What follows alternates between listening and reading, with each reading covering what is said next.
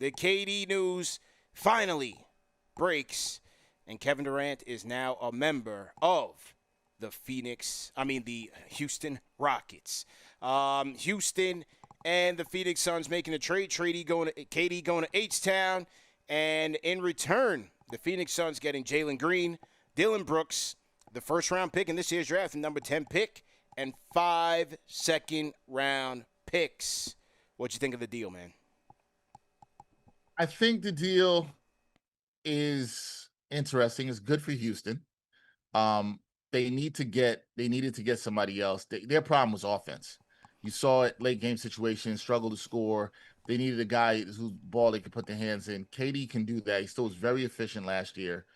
I think KD can still impact winning. I think the concern with KD is health, like we just talked about. Yeah. And how are the Rockets going to manage his health? KD's not a guy I think you need to even try to play 65 games next year. If you can keep him between 55 and 60 and he's healthy for you and fresh going into the playoffs, you start sometimes to play every other day. I think that's ideally what you want. I think KD is a guy, even at 37, who I have a little bit concerns about with the age, and he's going to want an extension. He's probably going to get that 2 extension with the Rockets. I have concerns about that with his age. So it's a risk. Every trade is a risk. There's a risk on that with the Rockets. But I think they couldn't stay stagnant with the team they had. And he's malleable enough of a star to come in and work with them. Now, for the Suns, I was thinking about this yesterday when the trade broke, and I was like, it doesn't feel like enough, even though I also understand that KD is not going to – I never thought KD was going to get you this great haul because of where he is in his career. But the Suns are not trading from a position of strength at all whatsoever. Everyone knows they're trying to get out of the hell they are. Everyone knows they can't trade Bradley Beal. That's right. So, and everybody knows they're trying to recoup. Now, I think if you were the Suns, what you wanted, who have a first-year GM here, inexperienced GM, you would think, okay, the thing I need to do with KD is, can I get back some of the picks I lost? Houston controls a bunch of their picks, and Houston only gave up them back 1 first-round pick. I'm talking about this year. They gave them all the second-round picks. Second-round picks, I don't want to say they're whatever because they matter in this era and what you can hit on with the second-round picks, but maybe you thought they could get another first, but Houston, I'm sure, held fight and was like fast and was like, no. They got Jalen Green. Somebody might say, okay, Jalen Green's a decent young player. The problem with Jalen Green for the Suns is positional redundancy.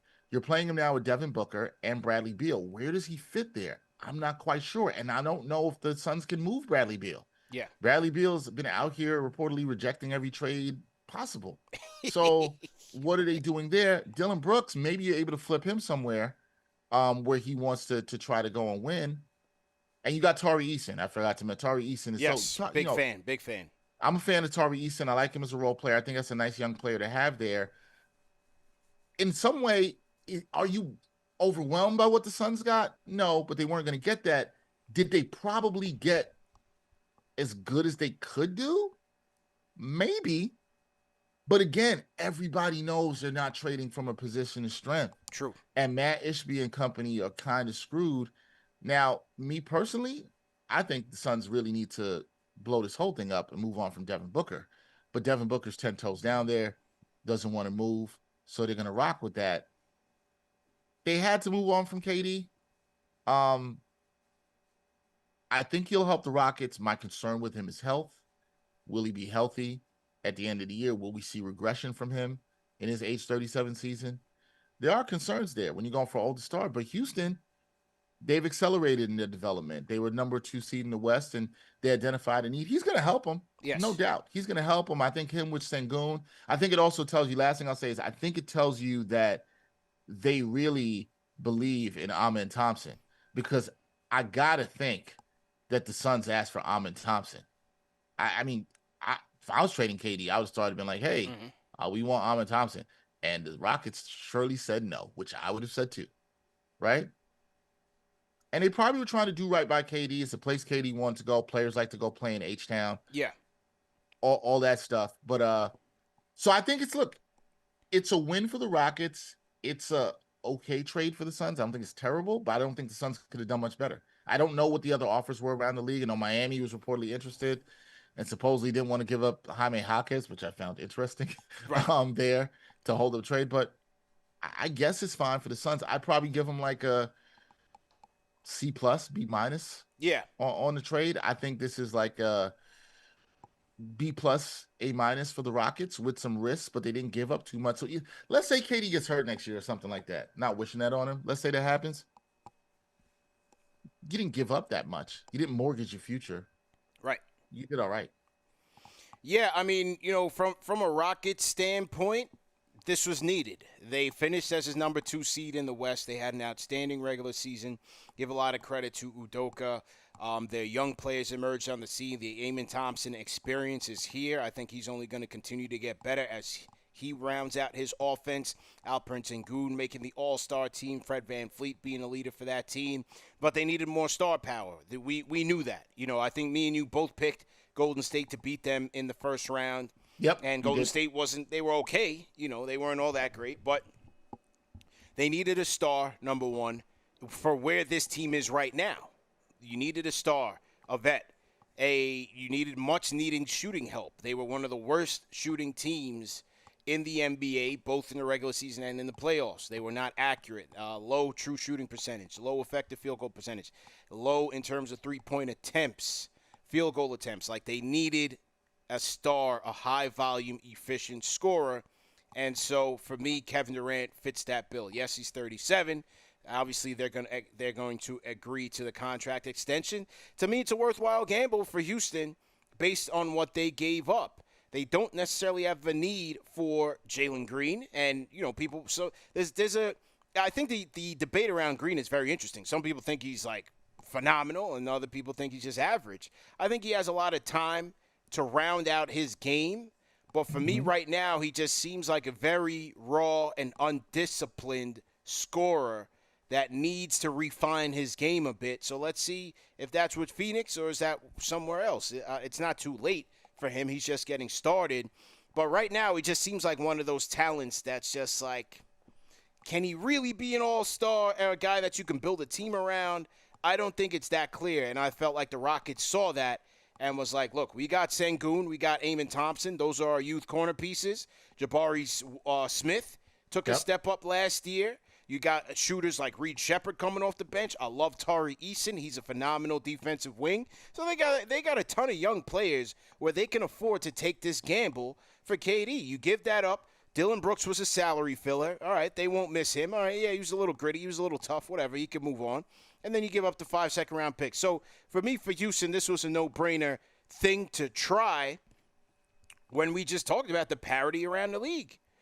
So now you can make the case, hey, are they up there with Minnesota, depending on how they fill out their team, being a second apron team?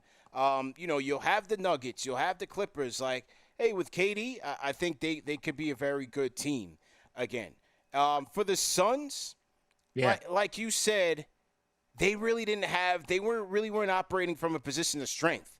I think given the fact that you're trying to trade a 37-year-old Kevin Durant who limited his market based on who he was going to sign an extension with, I thought this was a good deal for the Suns. They get the number 10 pick in the draft. They get some draft capital back.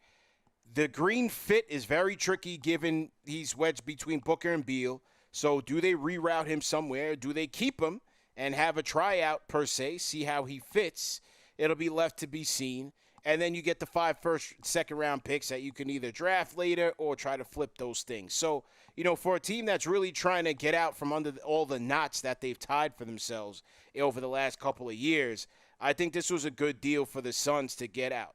Now, what the hell are they doing with Devin Booker is beyond me because, in my opinion, keeping him makes 0 sense and making him the highest-paid player in the league. To me, that makes 0 sense. Ishbia and Booker's team should have came to the table in their offseason like, yo, listen, man, we're going nowhere fast. I need to save my reputation for being the worst owner in the sport. You got to go somewhere. Pack your bags. Beal, we going to figure out Beal. Who knows? Nobody wants him. Nobody wants to pay him. We going to figure out the Beal thing because we stuck with him for right now. But, it's keeping the Booker thing, they're in quicksand still. So I just felt like the Durant thing, at least you can head it to the draft on Wednesday. You got the number 10 pick. Maybe that turns into something good. See, that's the thing for me, CP. They kind of got it. They kind of need to hit on that in some way. It doesn't have to be a star, but that's the thing for me. Because you couldn't get multiple bites, you kind of, if you're the Suns, you need to hit. You need to find a good player. You got to hit at number 10. Got to. This is a very important draft for them. You got to hit at number 10. You know, I was talking with a former scout last night who said he loves the top 8 in this draft.